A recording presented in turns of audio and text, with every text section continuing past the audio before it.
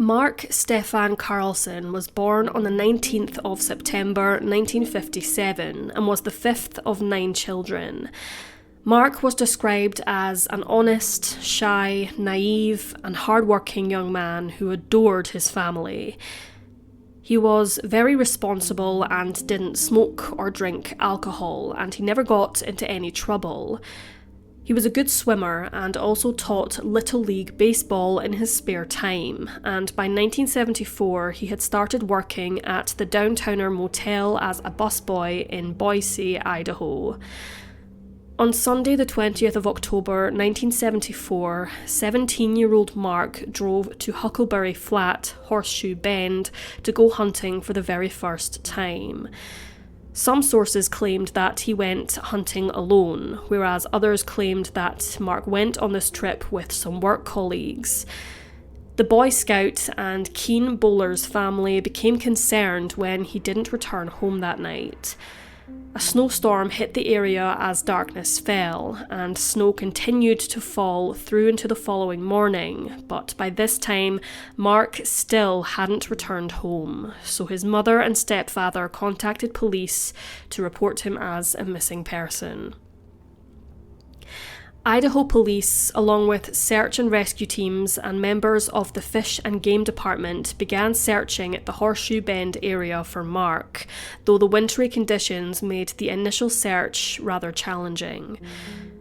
2 days later, the body of 17-year-old Mark Carlson was found by searchers face down in a creek just yards away from his parked car, covered in snow with heavy abrasions to his back.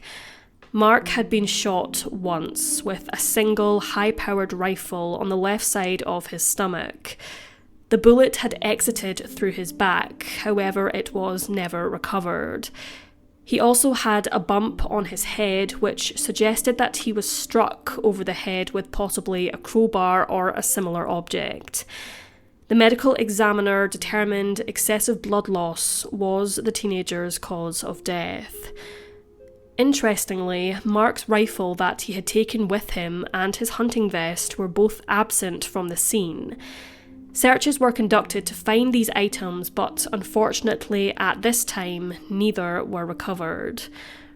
One side of Mark's body was, quote, caked in mud, leading police to believe that he may have been killed elsewhere and was dragged through the dirt to the spot where he was found. Authorities also believed that Mark was left to bleed out by the creek, likely succumbing to his injuries within a mere half hour of receiving them. Authorities were left simply baffled by the case. There seemed to be no evidence or solid leads to progress further in pursuit of Mark's killer. He had no known enemies and never got involved in anything illegal. Some theorised that Mark had used his own rifle to take his own life. However, this simply did not add up, as the rifle was not found within close proximity of his body.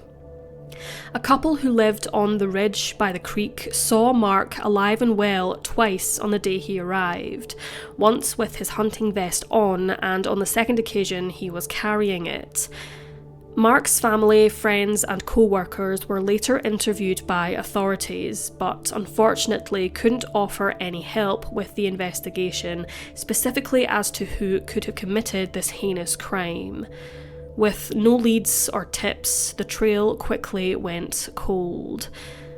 After 2 years of no further progress in the case, Mark's Sears hunting rifle was found approximately 1.5 miles from where his body was found, leading police to conclusively conclude that Mark had not taken his own life and had most likely met with foul play, despite the fact that, once again, Mark didn't have any known enemies or got involved in any sort of antisocial behaviour.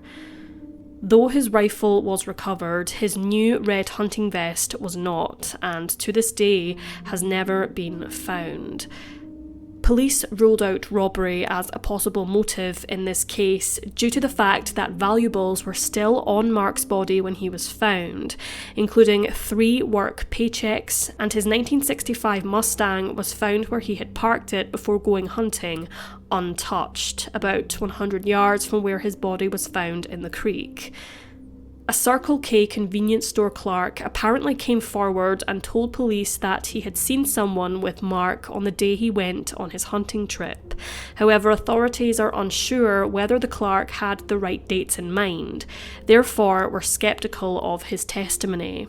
Mark's sister, Connie, has stated that when she had asked Mark who he was going with on the trip, he simply replied, "someone," never stating who. Some witnesses also reported seeing a Volkswagen Bug driving erratically across Harris Creek Road nearby to where Mark's body was found. However, the car and the driver have never been located. It is unknown whether they were involved in Mark's murder or were simply a passerby. The biggest question remains: was it a hunting accident or something far more sinister? The main theories proposed by police are that either someone killed Mark on purpose with motive unknown, or it was a hunting accident. The assailant saw movement and shot, thinking they had struck a deer, only to realise that they had killed someone, and in that moment, panicked. Police have had various tips over the years regarding Mark's case, however, nothing of significance has ever come to fruition. Mark's family have even hired various private investigators, but nothing has come of their investigations. As recently as May 2020, Crime Stoppers of Southwest Idaho has offered up to $1,000 for any information leading to the arrest of Mark's killer, with the Carlson family adding an additional $10,000 for the arrest and conviction of the party or parties involved in Mark's death. Mark's family are desperate for answers. Whoever pulled the trigger has never been brought to justice and remain freely roaming the streets. Mark had just turned 17 years old. He had just started a new job and had just taken out a loan on his first car. According to his family, Mark hadn't even had any relationships by this time, as he was rather shy around girls. He barely had a chance to live his life to the fullest, and his life was cruelly snatched away from him.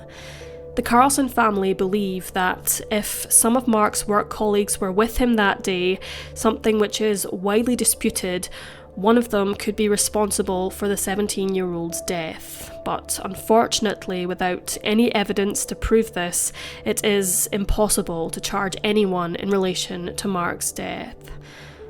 Over 45 years have passed since the horrific incident, but the Carlson family continue to fight for justice. They won't give up until Mark's killer is found.